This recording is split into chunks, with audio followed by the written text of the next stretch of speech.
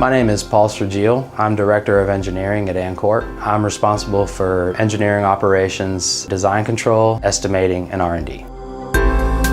At ANCORP, we design chambers and components for high and ultra-high vacuum systems. You could think of it as a tin can with plumbing coming off of it where someone can draw all the air and atmosphere out of this chamber. The protective coatings on your glasses lenses, semiconductors, microprocessors, all those little chips that help your cell phone work, all these things are done under vacuum technology. We're affiliated with all three corridor universities, and we've also served all three universities as customers in providing parts for their departments. I kind of envision it as a Silicon Valley here on the East Coast, where tomorrow's technology is being developed and created right here in our own backyard.